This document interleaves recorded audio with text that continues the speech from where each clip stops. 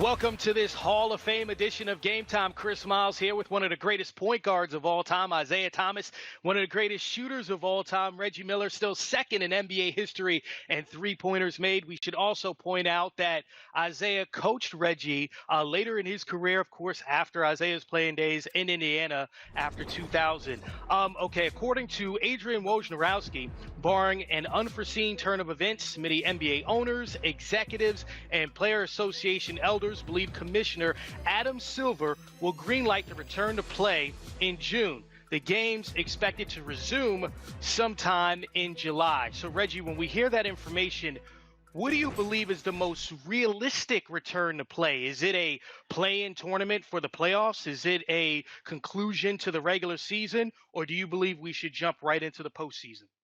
Let's jump right into the postseason. I think there was only, 12 to 15 games left during the regular season anyways. I think you take the top 16 teams. I think a bigger question going forward will be the health of the players. And, Coach, you can attest to this as a former player.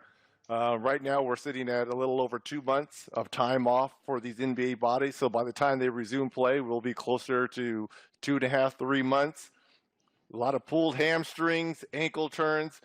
What will be the quality of play if you jump right into the playoffs where you have to play your best and the intensity is at its highest? That's why I don't think you'll come back. There's got to be some practice games or something, but I'm more worried about the players and the player health going forward. Let's jump right into the playoffs and get going. Reggie, I agree with you. The player health along with the virus. Yeah.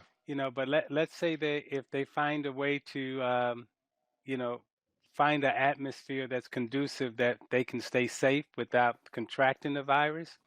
But if you eliminate the virus, which will be difficult to do, then you get into what happens when you start playing. And Reggie's 100% correct. The soft tissue injuries are going to be a problem. Hamstrings, quads, ankles, calf tears. Those things will be a problem as you try to ramp up the intensity right away. So I like the idea of just coming back and really getting started. But the teams that may be sitting on the outside may have had a chance to make a late season run, playoff positioning, all of that. All that is going to be affected. And Yeah. what about some of the teams who are in the lottery and don't want to get out of the lottery? Lottery, right. So it's going. I'm sure all those things have been discussed, but they'll be good to be talked about and be debated for a while now. Isaiah, you used the terms discussion, debated, talked about. Right now, the last dance and all of the things that are debated after that's come out. Reggie, you call him the black cat, as in Michael Jordan, and we've heard Patrick Ewing, Chuck, Karl Malone, John Stockton, yourself as being guys that didn't win championships because Michael Jordan was winning them all in the 90s. But for you, I think about that run to the finals in 2000. So you finally get MJ, he retires, and then you face Shaq, who averaged 38 and 17 against you. Tell us the difference between Shaq and his prime at that point, and then facing Michael in that last dance season. Like, what was the difference between those guys? Well, first of all, Chris, thanks for bringing up those bad memories once again for me.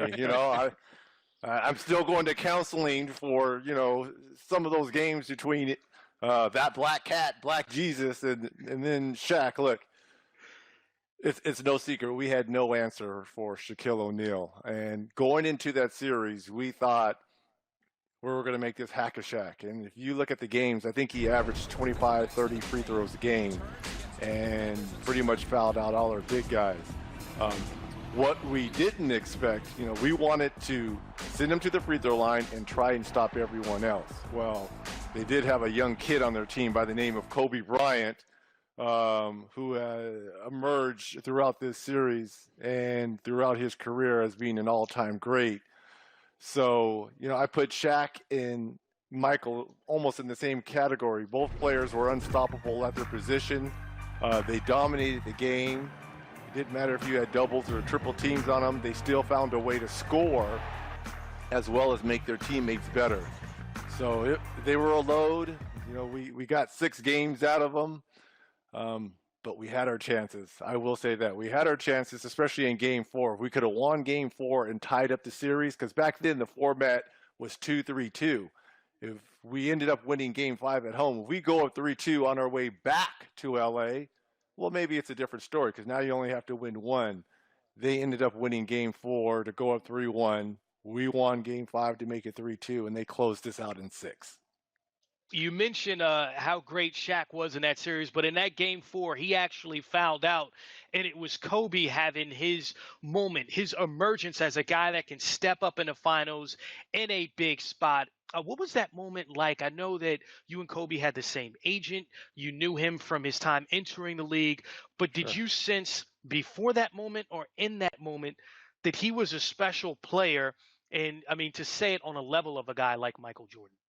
Oh, I knew before that, because we had spent a lot of time together. You mentioned he and I having the same agent in Arntellum. So we've had a lot of conversations.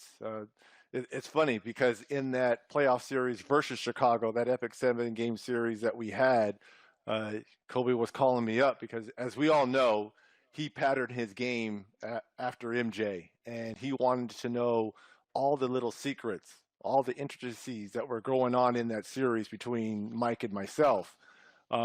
So I knew, we and because I had to guard Kobe during that series, we were going to have our hands full.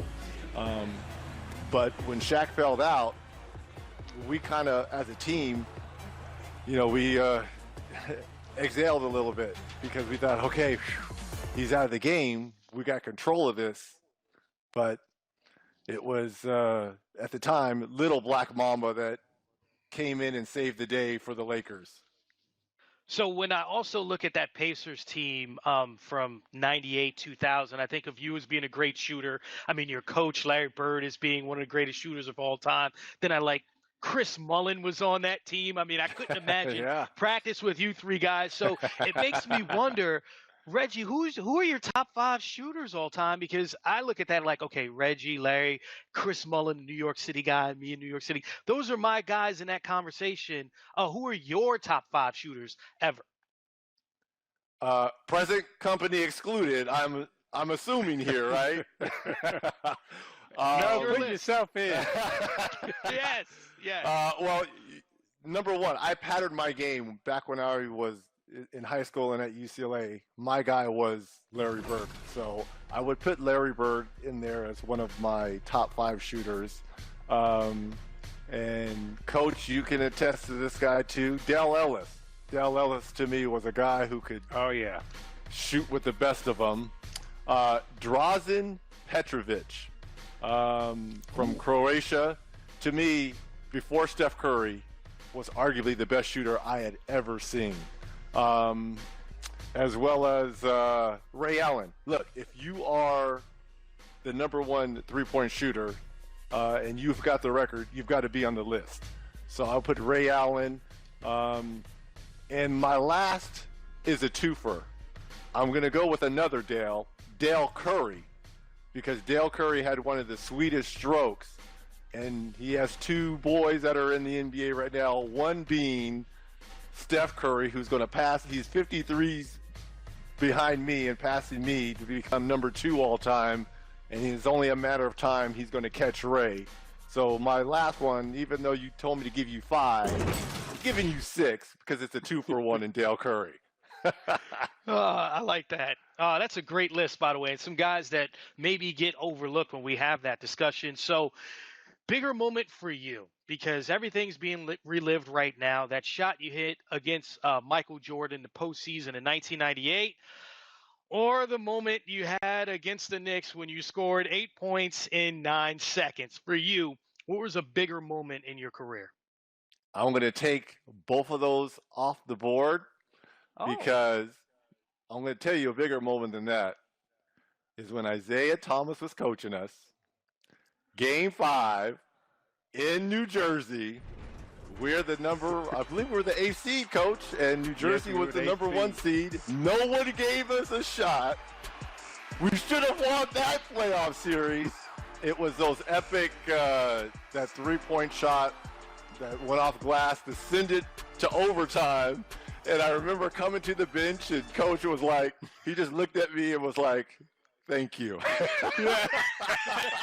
Thank you. Exactly. I mean, what else could you say, right? But thank you. Oh man, some of the biggest shots in NBA history. Reggie Miller, second leading scorer in UCLA history, behind only Kareem Abdul-Jabbar. I feel like you had so many accolades in the pros. We got to throw that in there sometime. Pacers all-time leader in points, field goals, and threes. Thank you for spending some time with us on Game Time. We appreciate you. I appreciate you guys. Good to see you, Coach, always. Good to see you also, Reggie, and love you.